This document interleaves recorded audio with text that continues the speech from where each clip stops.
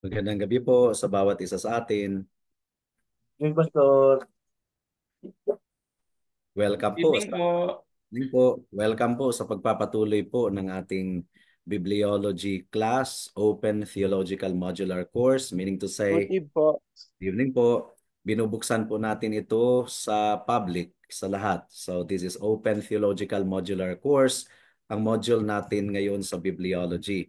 But we are inviting servants of God, workers, ministers sa iba't ibang lugar na nagli-labor at kailangan ang ministerial training na mag-enroll po dito sa Covenant Reformed Seminary of Asia. Patapos na po ang first semester. Ngayon ay naghahanda po tayo para sa enrollment ng second semester. And we would love you to be with us and be part of the group of men who seriously study the Word of God. And this is all for the glory of His name alone. Binabati po natin ang mga nanonood ngayon sa Facebook. Si Brother EJ Aquino, Sister Aiza, nandito po ngayon sa Facebook Live nanonood. And ini-invite po natin ang mga sumusubaybay sa Facebook na magtanong din po, mag-type ng mga comments dahil minomonitor po natin ngayon. So, karugtong po ito sa ating pag-aaral kagabi patungkol sa Doctrine of the Scriptures, Bibliology. Ngayon, nandito na po tayo sa medyo controversial. Hindi lang medyo, talagang controversial po dahil titingnan po natin ngayon kung papaano po nabuo ang Biblia. So mag-start po tayo sa canonization ng Old Testament. This is for the part 1 tonight. And then dugtungan po natin ito next week, Lord be willing, Tuesday, yung lesson 9 po natin about how the New Testament was canonized. So bago pa po ang lahat, tayo po ay manalangin. Hilingin po natin ang tulong ng ating Panginoon sa ating pag-uumpisa. Let's pray. Salamat po, aming Panginoon. This is really very humbling that you have given us this opportunity and privilege to become the vessels of truth. And we ask that the Holy Spirit will really work in our lecture tonight, that the truth will really be communicated to people with all clarity, and that you will open the hearts and minds of people, especially the skeptics, that they will not resist.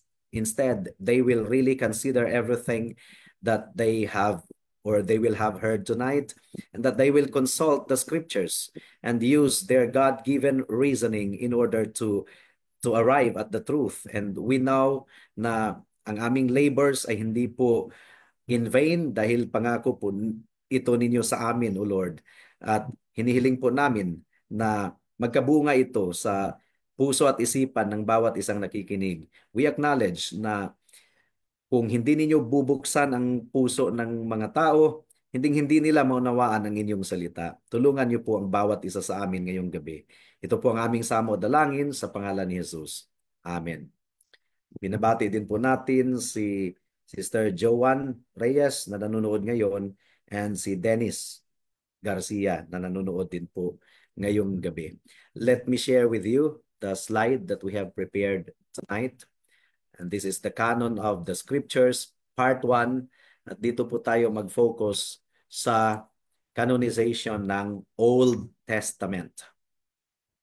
Ang tanong po dito mga kapatid, and this is a very crucial question, bakit 66 books lang po? Why only 66 books are there in the Bible? Bakit hindi na pwedeng madagdagan? Bakit hindi rin po nababawasan? Sino po ang nag-decide na 66 books lamang ang maisama sa banal na kasulatan? At ano po ang rason kung bakit itong 66 books lamang po, the Old Testament 39 and New Testament 27? May mga rabbis ba na mga Hudyo na nagmi-meeting? Sila po yung nag-decide? Or ang mga bishops ng church, especially the claim of the Roman Catholic institution, na sila po ang nag-decide, sila ang nag-canonize ng Bible. Was there ever any doubt about which books should be included or excluded? Meron po bang mga duda? Meron po bang mga deliberations na nangyari? Sino po? Sino po ang nag-decide, mga kapatid? Maganda sana no kung ang Biblia ay nahulog na lang mula sa langit, complete bound form. Masasabi talaga natin na ay salita ito ng Panginoon na ready-made na binigay niya sa atin.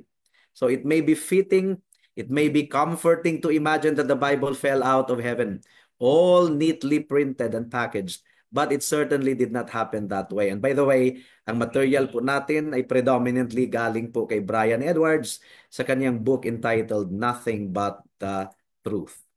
So, ang itong mga tanong na ito ay meron pong kinalaman sa tinatawag na canon of the scriptures.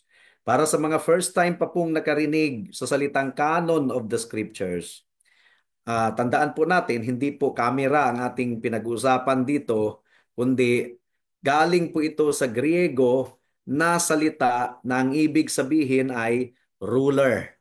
So isang reed po ito na ginamit at that time sa pangsukat. It was a measuring line or a rule. At itong canon ay ginamit po ni Apostle Paul sa Galatians chapter 6 verse 16 na nagsasabing, "And as for all who walk by this rule," so this is canon, "as for all who walk by this rule, peace and mercy be upon them and upon the Israel of God." So itong canon na ito ay unang ginamit sa council noong 4th century AD to refer to the collection of Bible books. And as Protestant Christians, evangelicals, naniniwala po tayo that there are only 39 books rather in the Old Testament and 27 books in the New Testament. And that totals 66 books all in all. No more, no less.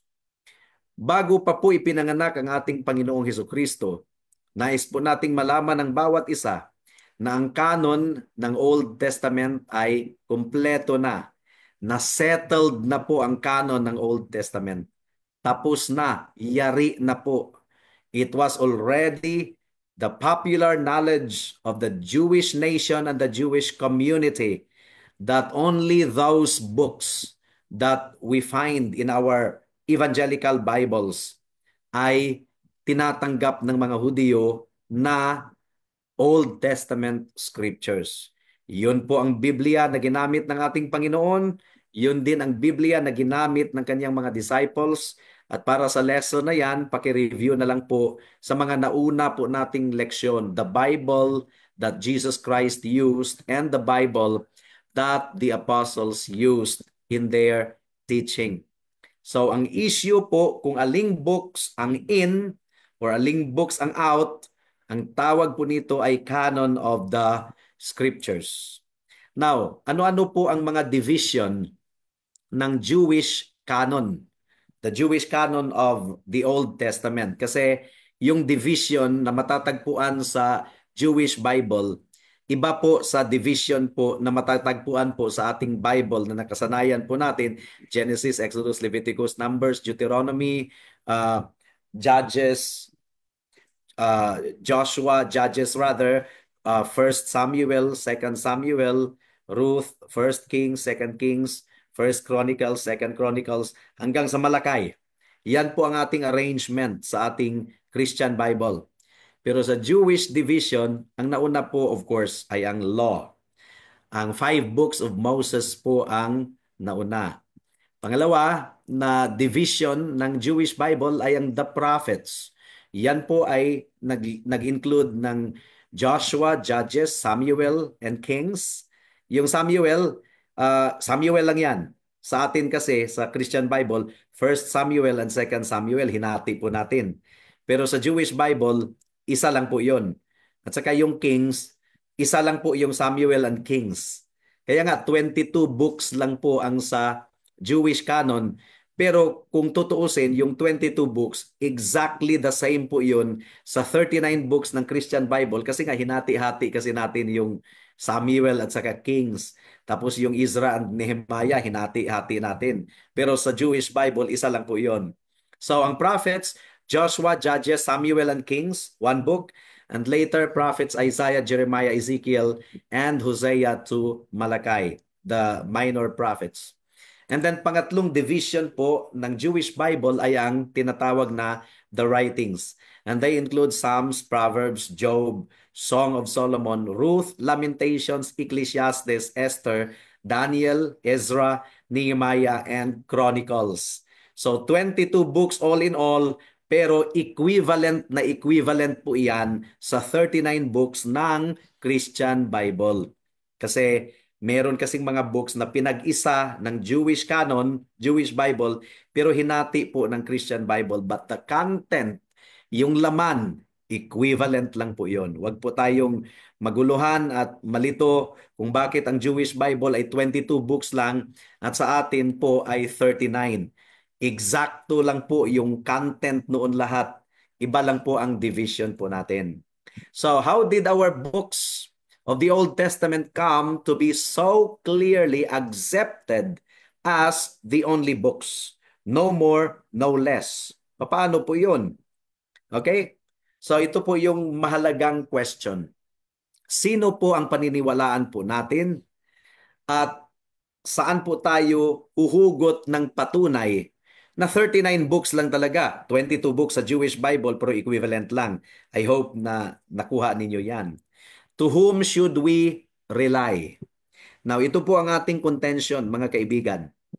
If we have to rely upon what men or councils of men have said about it, then we are on dangerous ground. Kung sa tao po tayo aasa or sa konsilyo ng tao, nanganganib po ang ating kinatatayuan because men make mistakes whereas God's word does not. So ang pinaka-evidence po natin ay ang internal evidence ng banal na kasulatan po mismo. So maghahanap po tayo ng internal evidence from the Old Testament na itong Bible or itong 39 books, equivalent sa 22 books sa Jewish arrangement, ito lang talaga yung mga libro na na-canonized ng mga Hudyo na siyang kinilala ng ating Panginoong Hesukristo at siyang ginamit ng mga apostles at yaong kinilala ng early New Testament church. Okay, for example, si Moses sa kasaysayan ng mga Hudyo, Moses is always seen as the mouthpiece and scribe of God. Yung unang limang sinulat, yung limang aklat na sinulat ni Moses, nang tawag po ay Pentateuch, ay kinilala talaga ng mga Hudyo na salita ng Diyos. And you will notice na si Moses, sinulat niya ang kaniyang libro, mga libro rather, pero expected din ni Moses na magkaroon ng maraming kopya sa libro na kaniyang sinulat. Ayon po sa Deuteronomy chapter 17, verse 18 and 19. And when he sits on the throne of his kingdom, he shall write for himself in a book a copy of this law. So yun po ang patakaran, yun po ang sinabi po ni Moses kung mauumpisahan na po ang Kingdom of Israel. So wala pang hari sa Israel at that time, pero nilatag na po ni Moses ang tungkulin ng hari. At ang tungkulin ng hari ay mag-produce ng copy ng Pentateuch or ng aklat ni Moses called as the Book of the Law. Yun po ang tungkulin ng hari na mag-secure siya para sa kaniyang sarili ng kopya na meron pong approval by the Levitical priests. He shall write for himself in a book a copy of this law approved by the Levitical priests, and it shall be with him, and he shall read it all the days of his life, that he may learn to fear the Lord his God by keeping all the words of his law and these statutes and doing them. Kaya pala ang mga hari sa Israel ay bumagsak dahil nagtamad po sila sa pag-aaral ng salita ng Diyos, ng libro or ng law of Moses. So again, itong Deuteronomy chapter 17 verse 18 and 19, ito po yung utos ni Moses para sa magiging hari ng Israel. Sino mang uupo. Wala pang kingdom of Israel at that time. Hindi pa po na-establish ang king, pero meron na pong paunang instruction si Moses patungkol sa magiging hari. Moses fully expected his words to form part of Israel's religious life forever.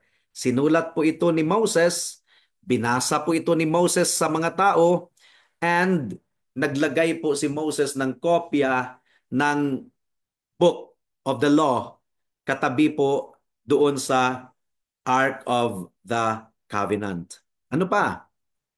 Inexpect din po ni Moses na ang lahat ng mga tao kasunod niya ay sumunod sa salita ng Diyos.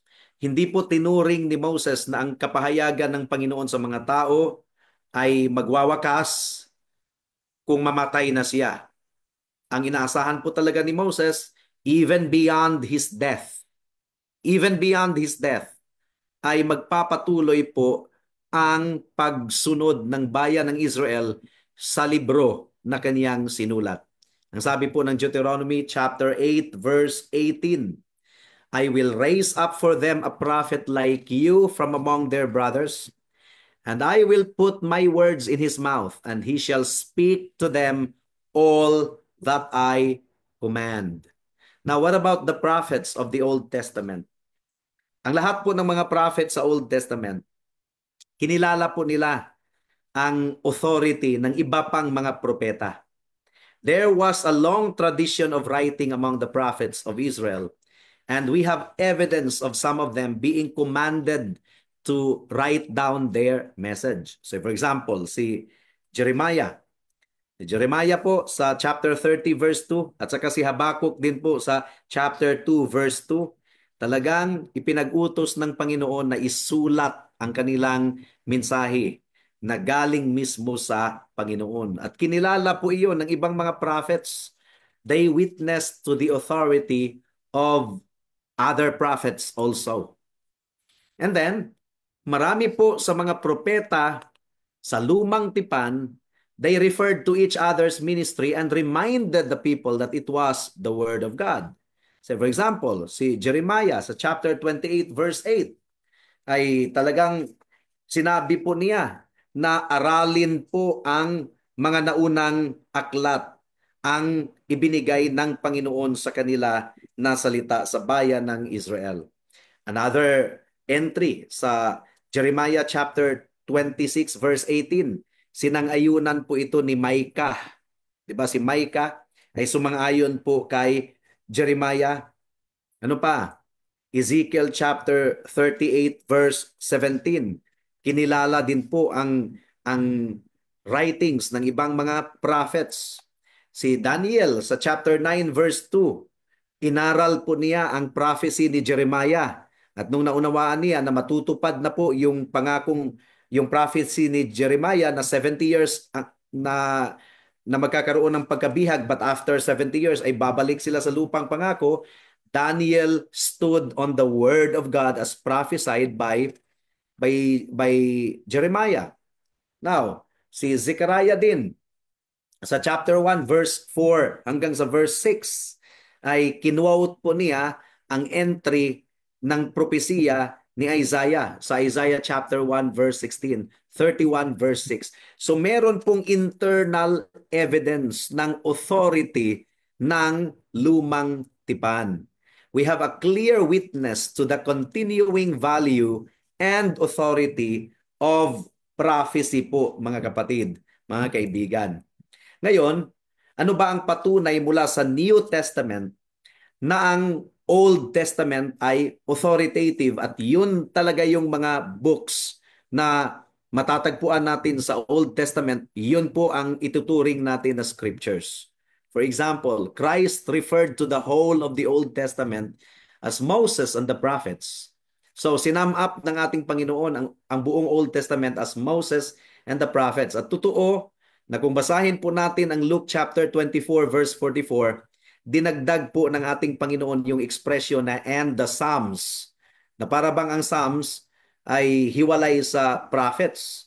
Pero ang function lang ng pagdagdag ng Panginoon ng katagang and the Psalms, it was simply to reinforce His teaching to the unbelieving disciples or doubtful disciples na kasama niyang naglakad doon sa road to Emmaus. In fact, sa Matthew chapter 13 verse 5, yung quote ng ating Panginoon ng Psalm chapter 78 verse 2, tinawag po ng ating Panginoon ang author na prophet. So yung Psalms ay napabilang po sa prophets din pala. And this was not a mistake at wala pong mga Jew na magsasabi na mali po ang ating Panginoong Hesus. Wala talagang nakipagtalo sa ating Panginoong Hesus Kristo. So tinanggap po ng ating Panginoon yung 39 books of the Old Testament. And noong sinabi po ng ating Panginoon na walang kahit isang tuldok sa Matthew 5:18, walang kahit isang tuldok na hindi matutupad sa banal na kasulatan, wala pong duda, ang tinutukoy talaga ang nasa isipan po ng mga Hudyo ay ang 39 books as found in our Old Testament Christian Bible. Again, para sa mga nahuling pumasok or nanood, sa Jewish Bible po, 22 books lang. Naging 22 books sa Jewish Bible dahil pinag-isa kasi yung Samuel at saka Kings. One book lang po yun. Yung Chronicles, Ezra, Nehemiah, one book lang po yun. So, pero yung sa Christian Bible, hinati-hati kasi eh. Pero yung laman ng 22 books at saka yung laman ng 39 books ay eksaktong-eksakto po. Iba lang po yung divisions natin sa Christian Bible ng Jewish Bible. But the content is the same. Exactly the same po. Hindi na po yan nadagdagan, hindi na po nabawasan. Now, dito po tayo magtatagal. Evidence outside the Bible. Meron ba tayong patunay na ang nag-compose ng Old Testament ay 22 books lang sa Jewish Bible, which is equivalent to the 39 books of the Christian Bible? Meron ba tayong patunay? Evidence outside the Bible? Marami po. For example, yung Dead Sea Scrolls. Okay, alam na po natin yung kwento ng Dead Sea Scrolls, no? Na-discover po yon ng shepherd boy doon po sa Qumran Cave na malapit sa Dead Sea noong taong 1947. Ang Dead Sea Scroll ay sinulat po yon ng isang Jewish community doon sa Qumran around 130 BC and AD 68. So, masasabi po natin na ang Dead Sea Scrolls ay pinaka-oldest copies of the Bible to have existed na retrieve po sa ating kapanahunan ngayon. All we have just said regarding the attitude of the Lord, yung attitude ng ating Panginoon at saka sa kanyang mga disciples patungkol sa Old Testament, mababasa talaga natin sa Dead Sea Scrolls. For example, meron kasing libro na napasama doon sa Dead Sea Scrolls na ang title po ay The Manual of Discipline. Yun po yung manual na parang gabay nila kung paano sila mamuhay sa komunidad na yon. And then, lahat po ng quotation nila sa Old Testament na nakasulat sa Manual of Discipline, lahat po ng passage sa Old Testament na kanilang kinuwot, meron talagang introduction na it is written or thus says the Lord. Yun din po nag-agree sa attitude ng ating Panginoon at saka ng mga apostles na every time na i-quote nila ang Old Testament, ginagamit po nila yung katagang it is written or thus says the Lord. So again, sa Manual of Discipline din, yung phrase na the law and the prophets, expression yon na matatagpuan sa Manual of Discipline na ginamit din ng ating Panginoon at ng kanyang mga disciples, yung phrase na the law and the prophet na matatagpuan sa libro na Manual of Discipline doon sa nakasama doon sa Dead Sea Scroll to summarize the whole of the Old Testament rather. Ginamit po yung phrase na the law and the prophets. So nakita po natin from what we have already seen, Yung test po ng Old Testament book was that it came from the law and the prophets. Pero what about the poetic books? Or what about the other books na hindi po maklasify as law and the prophets? Well, hindi po yan problema sa ating Panginoong Hesus at hindi rin po yon problema sa mga Jewish people na nakikinig sa Kanya or nakinig sa Kanya at that time. Pangalawang evidence po ay ang writings ni Josephus. Okay?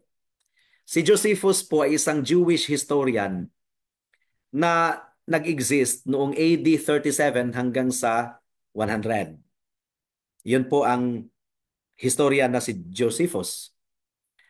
Sa kanyang libro na ang title ay Against Apion, yung pamagat po niya, Book 1, Chapter 8, nilinaw po ni Josephus yung attitude ng mga Hudiyo concerning the scriptures. Now, pakinggan po natin yung exact quote or exact quotation ng sinabi ni Josephus. Ang sabi po ni Josephus, "For we have not an innumerable multitude of books among us." Ang mga Hudiyo daw, hindi daw nila ugali na sumulat ng maraming libro. Nag-stick lang daw talaga sila sa old book. "For we have not an innumerable multitude of books among us, disagreeing from and contradicting one another as the Greeks have." Di ba ang daming mga books na na-produce ng Greeks? But only 22 books. Take note ha, ito yung sinabi ni Josephus. But only 22 books which contain the records of all the past time, which are justly believed to be divine. Now, this is from a historical point of view na ni-record ni Josephus. Hindi po siya theologian. Hindi po siya preacher. Josephus was plainly a historian.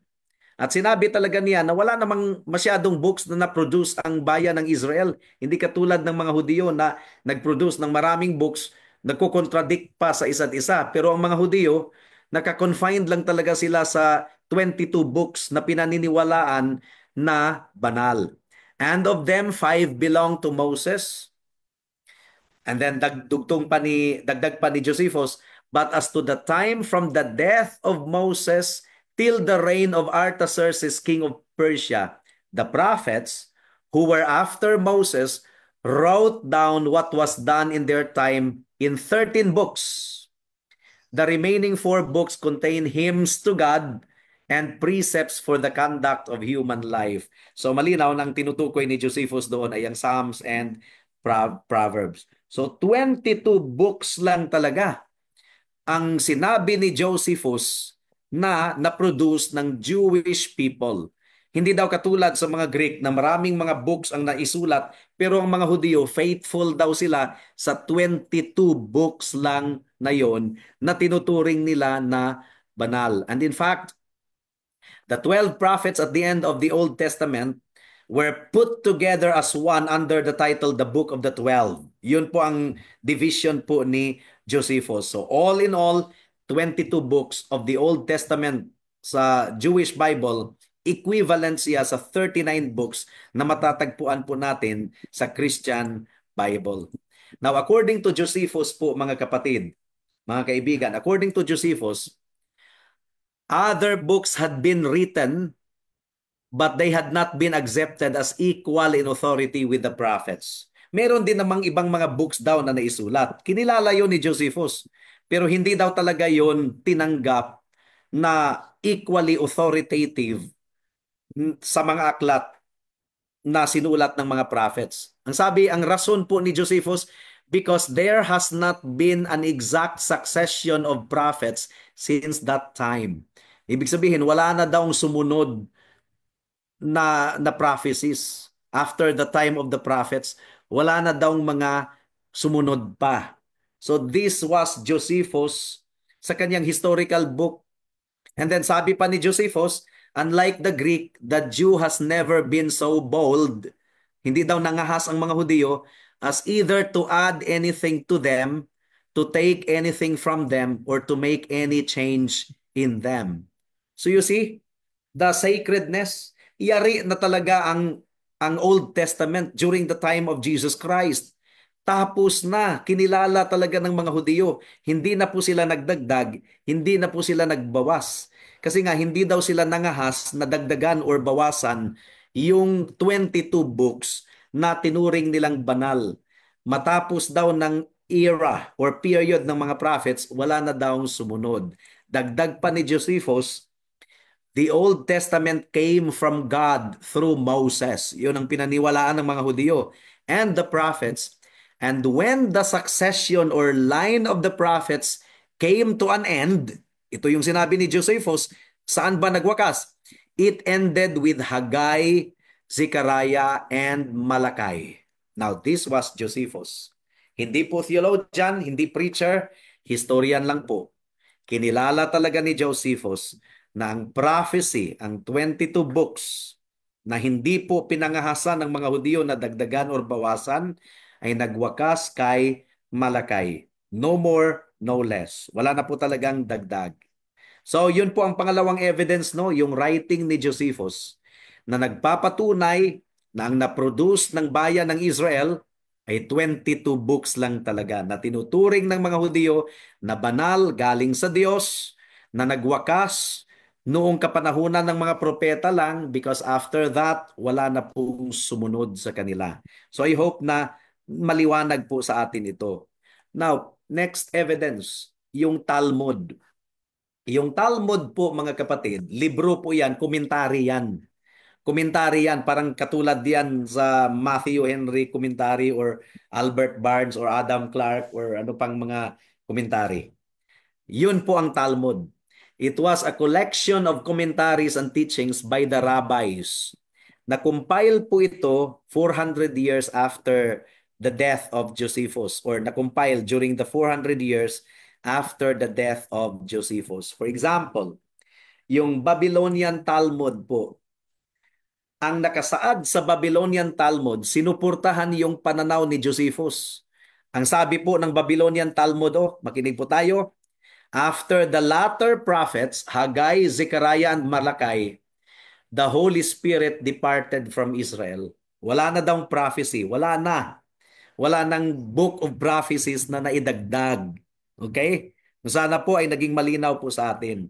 According to the Talmud, para daw sa mga Hudyo, God's revelation through Scripture ended at Malachi.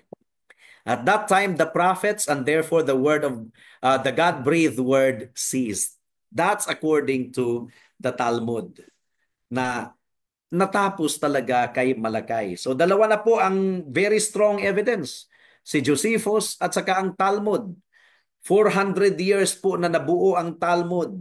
Parihong nagsasabi na ang prophecy ay nagwakas kay Malakay. After that, ang banal na espiritu ay lumisan mula sa Israel.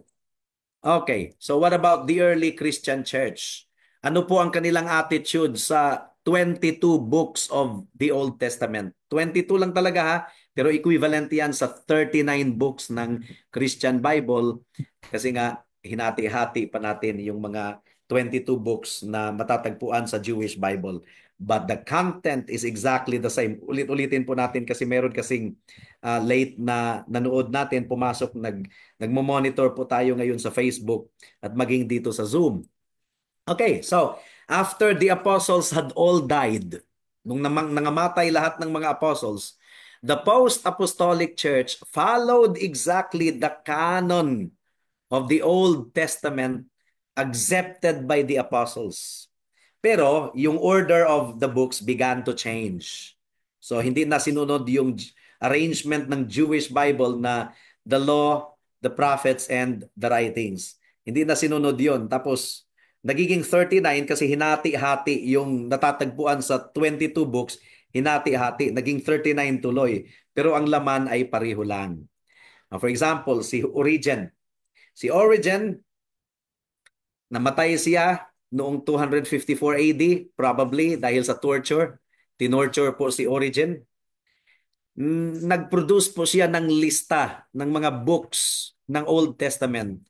At yung kaniyang book, yung kaniyang lista, mga kapatid, ay sumang-ayon talaga sa lista ni Josephus na 22 books except accidentally At the close of yung accidentally na-omit po ni Origen yung 12 prophets at the close of the Testament. Na-omit lang, pero that was accidental. Malinaw na accidental because it is clear that it was an oversight because having agreed there are 22 books, he then listed only 21, needing the book of the 12 to complete his figure.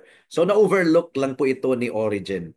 Pero yung kanyang list ay sumang-ayon talaga sa lista ni Josephus at ng Talmud. Only 22 books. The Old Testament scriptures were written by Moses and the prophets. Nothing more was to be added. Yun po talaga ang ating conclusion. Ito po yung view ng mga writers mismo. Ito po yung pananaw ng ating Panginoon at ng kaniyang mga apostles. Inaaral na po natin ito nung nakaraan. And of the Jewish leaders and historians from the close of the Old Testament period, about 400 BC. Ang Old Testament, mga kapatid, tandaan po natin, hindi po gradual and over a long and slow process of time ang pagtanggap ng mga Hudyo sa Old Testament. Hindi po. Each part was admitted into the canon almost at once. Almost at once. And concerning the limit of that canon, there has never been any serious debate. Hindi naman nila pinagdidibatihan yun. Kung meron pa bang idadagdag sa 22 books or merong babawasan, wala pong debate. Wala talagang serious debate na nangyari hanggang sa dumating yung mga kritiko ng modern age na naghahanap ng pula kung paano atakihin ang inspiration, kung paano i-attack ang inspiration and authority of the scriptures. Wala pong serious debate except yung debate patungkol sa Apocrypha, yung Deuterocanonical text na tinatanggap po ng Roman Catholic institution, pero ang Greek Orthodox Church ay medyo wala po silang firm na stand. Pareho kasing nasintunado ang Romano Katoliko at ang Orthodox Church. So dito po tayo magwakas sa ating treatment sa Apocrypha. Yung Apocrypha ay yun po yung 6 na libro na dinagdag po ng Romano Katoliko sa 39 books ng Lumang Tipan. At ipinalabas po nila na yung Apocrypha na mga aklat daw, Deuterocanonical texts, nandyan na daw yan. Yun daw talaga si Martin Luther daw at ang mga Protestant ang nagbawas, which is dishonest. Dishonest. Historically dishonest. Nakita natin ha, ang sinabi talaga ni Josephus at saka ng Talmud at saka ni Origen, 22 books lang. Wala po talagang apocryphal text. Ang apocryphal text kasi, naisulat yan after kay Malakay. Naisulat yan during the 400 years of prophetic silence sa bayan ng Israel. Sabi nga ng Talmud at saka sabi ni Josephus, after ng Malakay, wala na talagang ipinangahas na idagdag doon. And according to the Talmud, lumisan na ang banal na espiritu mula sa Israel after kay Malakay. Pero ang Romano Katoliko, which is na-finalized po yung kanilang list of their canon noong 1548, nakapunta na po si Magellan dito sa Pilipinas. So dinagdag po yung 6 books ng Apocrypha at pinalabas na yun daw talaga yun ever since si Martin Luther at ang mga Protestants ang nagbawas. Sinungaling, dishonest. Dishonest po talaga. And by the way, yung Toby at saka Judith at saka Susan, English names po yan. English Christian names. Hello. Toby, Judith, and Susan are old English Christian names. And dito po natin masasabi na merong influence ang Apocrypha sa English thought.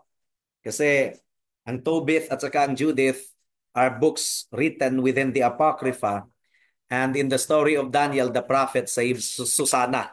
Yun po ang nasa apocryphal text. Anyway, ang Apocrypha ay sinulat during the 400 years of silence.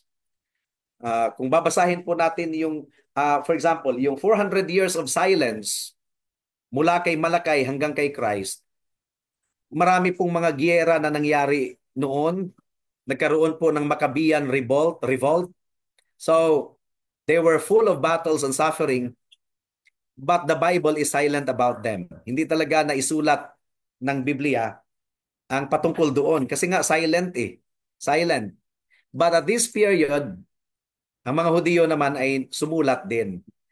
Dito po na-produce yung 14 books. Yung iba ay 15 dahil yung Baroque ay hinati nila sa dalawa. Pero at this period, 400 years of prophetic silence, na-produce po ang 14 books. Kasama na po yung 6 na libro na idinagdag ng Romano Katoliko sa kanilang canon. And these books were called Apocrypha. Nang ibig pong sabihin ay hidden. Apocrypha means hidden. Okay? Ano ba ang katangian ng Apocrypha kung babasahin po natin? What are the characteristics of Apocrypha? Well, it's a strange mixture of legend and history, fact and fantasy. Yun po ang Apocrypha. Yung mga prayers, merong mga prayers na mature pakinggan, pero may mga prayers din sa Apocrypha na childish nonsense. Yun po talaga ang mararamdaman ninyo kung basahin ninyo ang Apocrypha. Meron bang historical value ang Apocrypha? Yes, meron. Especially in understanding the hopes of the Jews for the coming of the Messiah.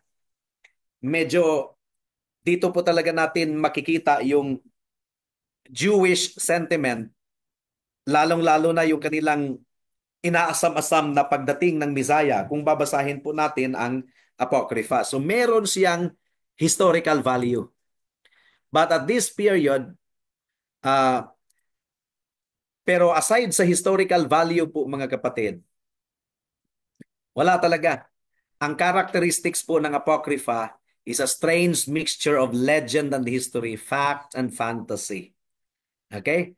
And hindi rin po nakapagtataka kung bakit ang mga Protestants ay nireject po ang Apocrypha kasi wala naman talaga yan sa original, pero tinanggap po ng Rome. Tinanggap po ng Roma. Yung mga nag-reject ng Apocrypha after ng mga apostles, si Melito of Sardis, si Origen, si Athanasius, si Cyril of Jerusalem, and John of Damascus, all of these historical figures rejected the Apocrypha. May mga pumabor din sa Apocrypha, unfortunately si Augustine of Hippo. Pumabor po siya sa Apocrypha, ayaw i-translate ni Jerome ang Apocrypha by the way. Ayaw i-translate ni Jerome, pero sabi ni Augustine, i-translate mo na lang yan. Idagdag mo lang doon sa likod ng Bible as an appendix. I-translate mo na lang yan. So it was Augustine who influenced Jerome to include the Apocrypha in his Latin Vulgate. Pero kung si Jerome lang ang mag-decide, ayaw talaga niyang i-translate ang Apocrypha. Now, ano-ano ang mga rason kung bakit kailangan nating i-reject ang Apocrypha? Unang rason, neither our Lord nor any New Testament writer ever quoted from the Apocrypha.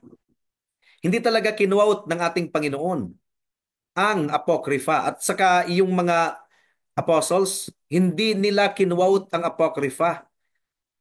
Consistent ang ating Panginoon na nag-quote from the Old Testament at ang mga apostles at ginamit po nila yung katagang "Thus says the Lord" or "It is written."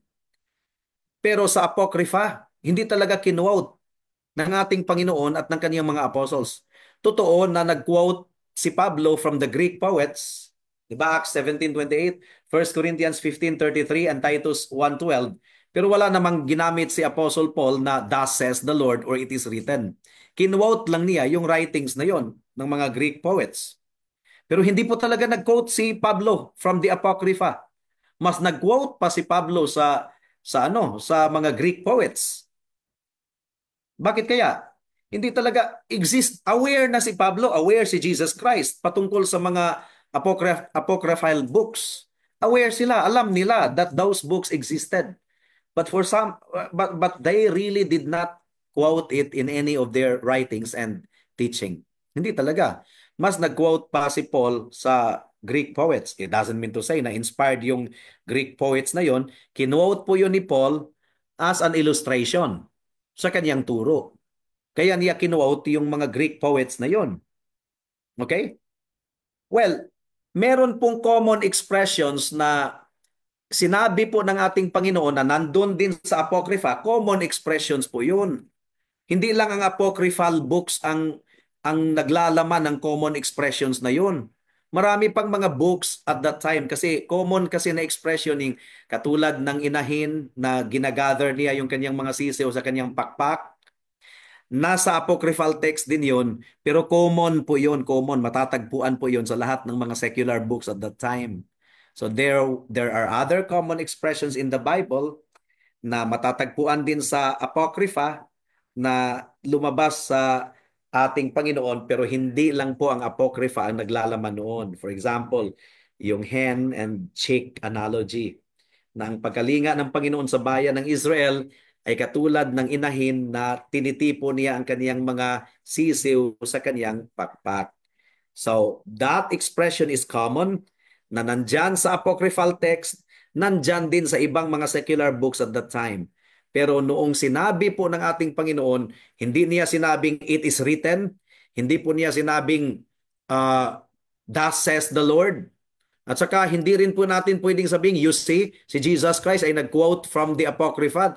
Kasi yung expression na yon, yung hen and chick analogy ay napaka-common. Hindi lang ang Apocrypha ang meron noon. So I hope na nakuha po natin yun, mga kapatid, mga kaibigan.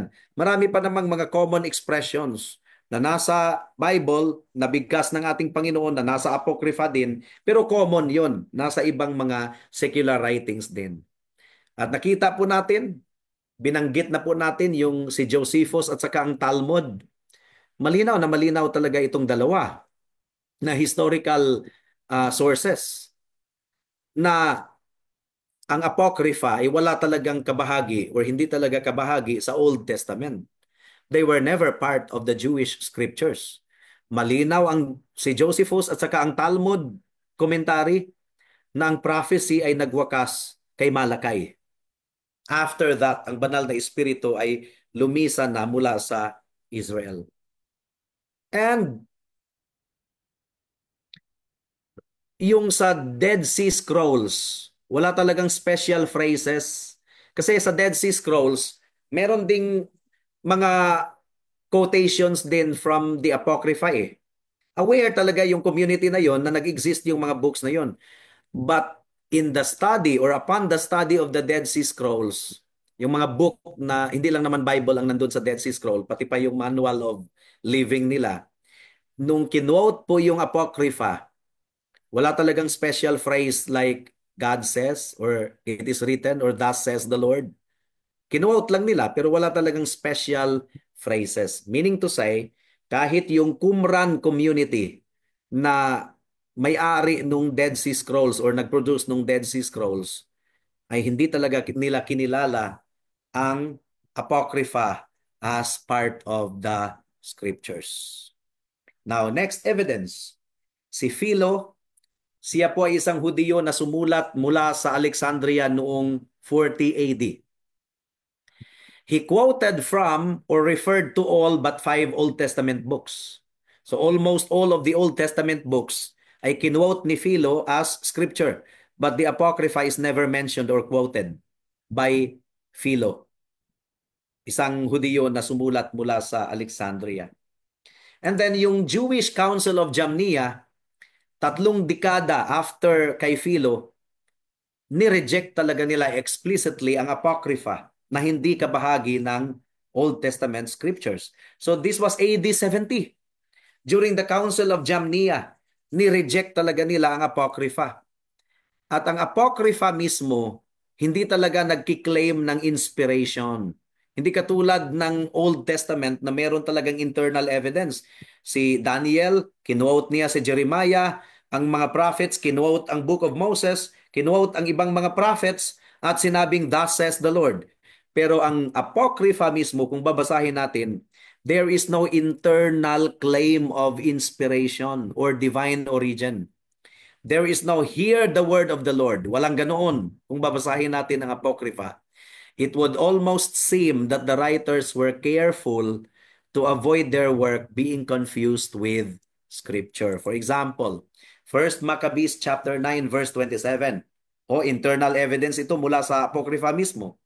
Ang sabi diyan, so there was a great affliction in Israel, unlike anything since the time a prophet had ceased to be among them. So inamin ng Book of Maccabees na wala na talagang prophet, wala nang prophecy. So kung wala nang prophet, meaning to say, wala nang thus says the Lord. So ang Apocrypha pala, ang Maccabees pala, hindi po nagkiklaim ng internal inspiration. Hindi nagkiklaim ng divine inspiration. Dahil kinilala mismo ng Maccabees na wala nang prophet among Israel. So parang diary lang pala itong Maccabees. Yun din ang matatagpuan natin sa Maccabees chapter 4 verse 46 and Maccabees chapter 14 verse 41. Okay. So, at kung aaralin po natin ang Apocrypha, ang dami pong historical errors and Old Testament contradictions. For example, ang prayer ni Manasseh daw, the prayer of Manasseh. Tingnan natin ha, prayer of Manasseh. Talagang contradiction yan sa Old Testament. Ang sabi dito, thou therefore, O Lord, that art the God of the just, has not appointed repentance to the just, to Abraham and Isaac and Jacob, which have not sinned against thee. Ha, wala daw kasalanan si Abraham, Isaac, and Jacob. Contradiction yan sa Old Testament. Merong kasalanan si Abraham, nagsinungaling siya. During the time of Abimelech, pinalabas niya na si Sarah ay kanyang kapatid. Di ba? Si Isaac din. Maraming kasalanan si Isaac. Si si Jacob, 'di ba? Ang tawag sa kanya ay supplanter, deceiver, nagsinungaling. Lahat po ng mga scholars ay inaamin po nila yung mga errors na matatagpuan sa Tobit at saka sa Judith. Example, ang opening verse ng Judith nagsasabi na si Nebuchadnezzar daw ay hari, king yan. Hari sa Nineveh instead na sa Babylon. So that is a historical error. Dahil hindi po si Nebuchadnezzar hari ng Nineveh. He was king of Babylon. So that's a historical error. Second Maccabees chapter 12 verse 40 to 45 nagsasabi na ipagdasal daw ang mga patay. Now there is not one verse in the whole Bible that gives us the authority to pray for the dead or to believe in purgatory. And mga kapatid, mga kaibigan, ito talaga yung rason. It was chiefly to include this verse that the Roman Catholic institution added the Apocrypha to the Bible. Remember, it was the Council of Trent, 1548, Counter-Reformation. Talagang dinagdag nila ang anim. Obvious naman kung Maccabees lang ang idadagdag nila. So ginawa nilang anim yung idadagdag. Out of the 14 books na matatagpuan or na-produce ng Israel during the 400 years prophetic silence, kumuha ang Romano Katoliko ng anim at dinagdag po nila sa kanilang canon of the scriptures at tinuring nila na equal authority sa rest of the Old Testament. Pero ang motive lang talaga nila ay ang Maccabees. Yun talaga. Ang Maccabees lang talaga, doon sila interesado na maidagdag talaga sa Bible kasi wala po silang mahanap na evidence para sa praying for the dead, para sa teaching on purgatory. Wala talaga silang mahanap.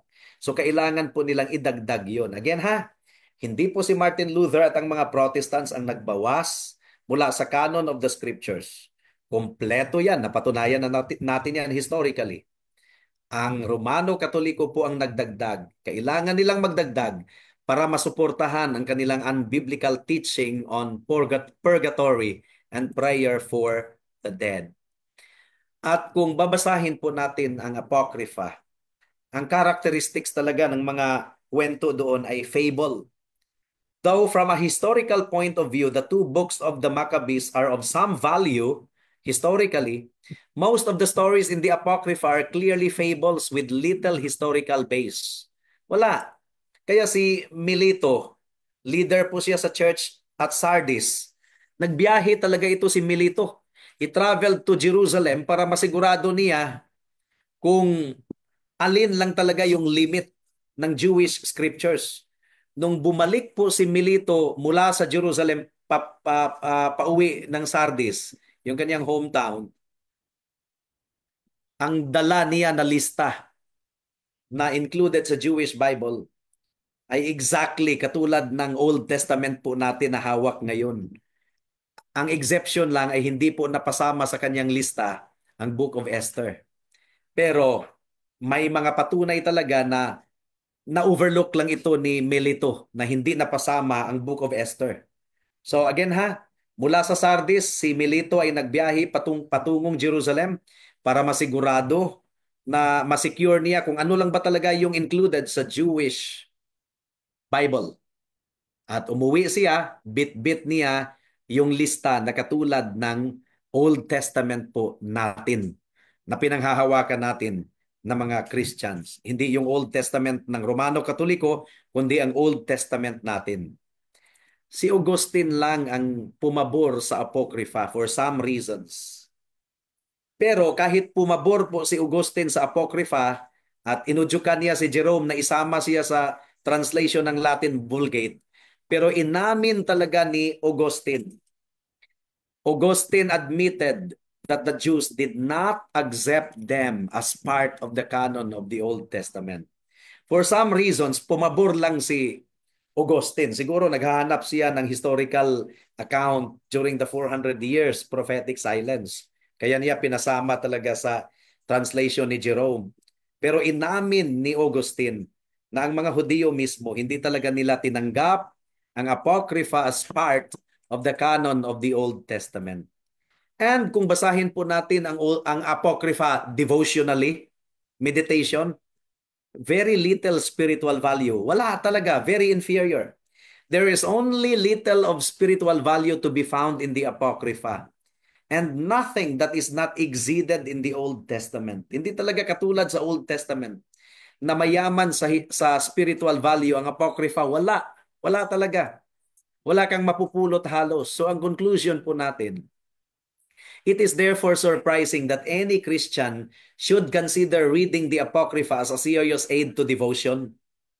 Talagang surprising yan na magka-quiet time ako ngayon, magme-meditate ako, babasahin ko ang Apocrypha. Wala. Wala talagang value.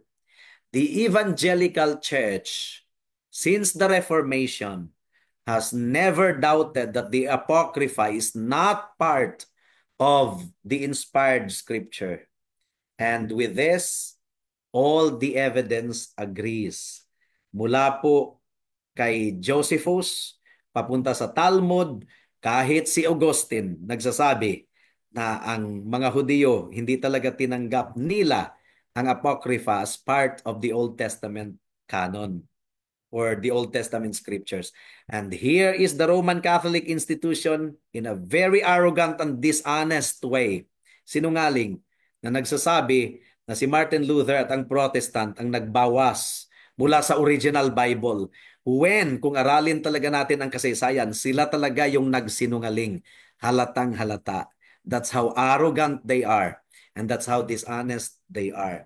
Nawa ay buksan ng Panginoon ang kanilang mga mata at tingnan nila ang katotohanan ito. Now, naniniwala po tayo na meron pong sumusubaybay po na sa atin ngayon na galing po sa grupong iyan. We challenge them. Hindi po ito yung tipong nanghahamak tayo, but this is for the interest of truth.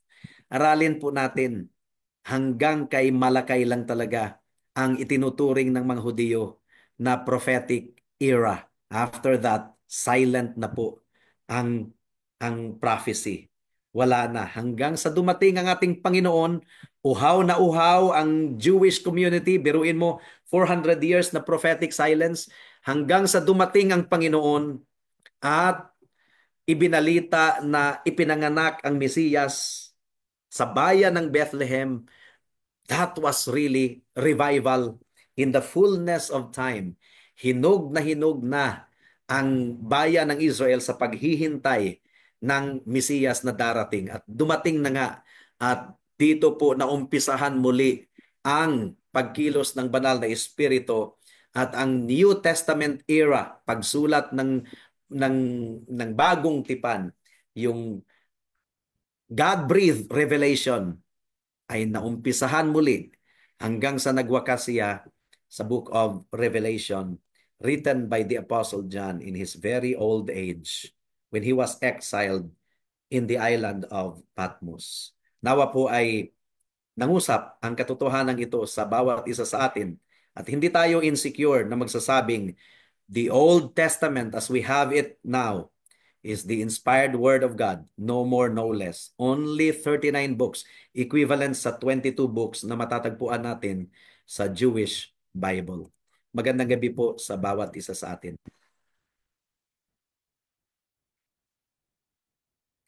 We can now open our cameras for our Salamat po, Pastor. question and answer. Thank you din po sa pag-join, RJ De Vega. And questions and discussions, dagdag na paglilinaw. At tayo din po ay nagmo-monitor ngayon sa Facebook din po sa mga katanungan. So, Andrew Valenzuela, once again, Frias, watching from Pinamalayan, Oriental, Mindoro. Magandang gabi po. Si Jack Sanchez. John Patrick Adan, nag-inquire siya kanina sa Facebook at nanood siya. Sister Glory Ben, si George Alanunay, Ernie Igania, Ralph Dumagpi, si Joris din, Brother Ricky, Teves Mario, si Charles DC is watching, Brother EJ sa Davao, and si Brother JC, Pastor Ronnie Gaad of Molino Grace Bible Church is watching, Sister Nanay Mercy Figueroa, si Pastor Joey Sarmiento is watching. Magandang gabi po, Pastor. Si Brother Don, Sister Isa, and si Nelmer sa Tagum. Okay, meron po tayong mga questions. Yan, paglilinaw.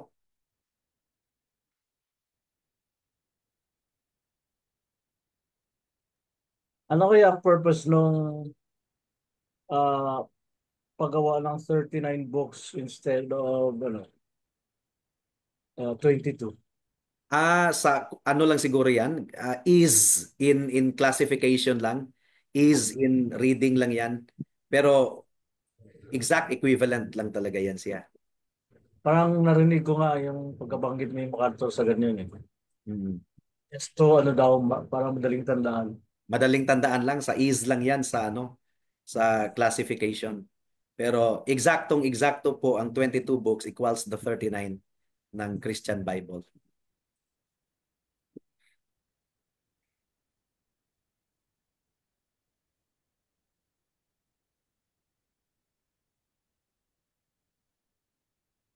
Okay, meron po ba tayong natutunan ngayon dito sa Zoom session?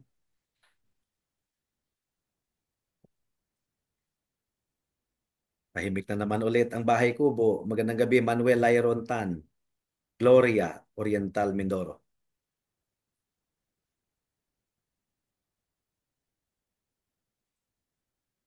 Ganda. Pastor, Brother po. Pablo. Opo. Yung Apocrypha po, Pastor, ang yung gumawa po nun ay yung Roman Catholic po. Sila yung nag-include sa kanilang canon, sa kanilang lista. Dinagdag nila noong 1548. Pero ang sumulat niyan ay yung mga Hudiyo, hindi lahat Hudiyo, may mga Greek na sumulat niyan during the 400 years of prophetic silence period. Okay po. Thank you po, Pastor. Parang it's more Pero, of it's more references po siguro yun. I think yun ang motive ni Augustine. Bakit niya pinadagdag kay pina-include kay Jerome ang Apocrypha sa Latin Vulgate. Pero nilagay lang doon sa appendix portion. Para lang malaman po siguro yung what happened after po ni Malakay. So what happened during 400 years.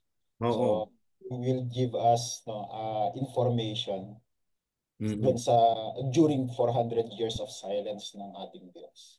Mhm. Pero ang may pinaka-historical value lang talaga sa kanila, dalawa lang naman, ang Book of Maccabees, first and second. The rest, mga fables lang talaga. Actually, it just so happened ng Maccabees nagnanarrate patungkol sa praying for the dead, ipagdasal. Yun talaga yung pinakamotibo ng Romano Katoliko na maidagdag ang Maccabees. Pero para hindi masyadong obvious, dinagdag lang yung ibang apat. Pero ang Maccabees talaga yung kanilang pinaka-real motive na maidagdag. Kasi kailangan po nila ng maghanap ng batayan sa kanilang unbiblical practice of praying for the dead and purgatory. Wala talaga yan sa entire Bible.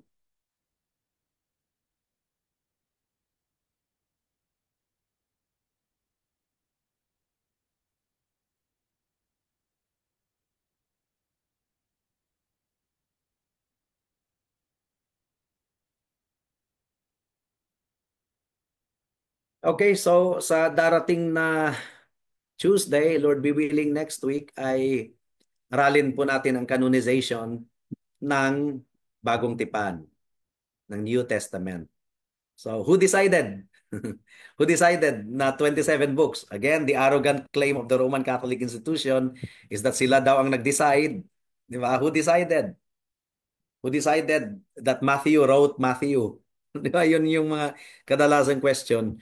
Yun po ang ating sasagutin sa darating na Tuesday, Lord be willing, next week. At abangan po natin at sana po ay gamitin ng Panginoon ang ating Open Theological Modular Course dito sa Covenant Reformed Seminary of Asia upang mamulat ang mga mata ng mga kababayan po natin.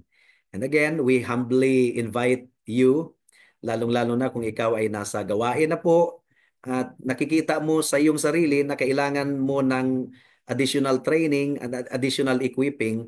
Ang Covenant Reformed Seminary of Asia po ay purely online theological education na naitatag po ito since 2017 pa.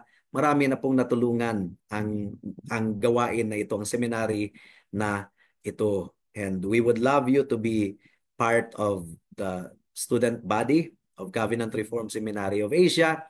And it is our prayer na kahit hindi nyo na kailangan pang umalis sa place of ministry ninyo, dinala na po natin ang seminary sa lugar ninyo sa pamamagitan ng platform na ito. Na meron po tayong classes natin. Ang ating classes ay panay evening dahil kinikilala po natin na busy ang bawat isa. May mga trabaho po during the day. So in-accommodate po talaga natin.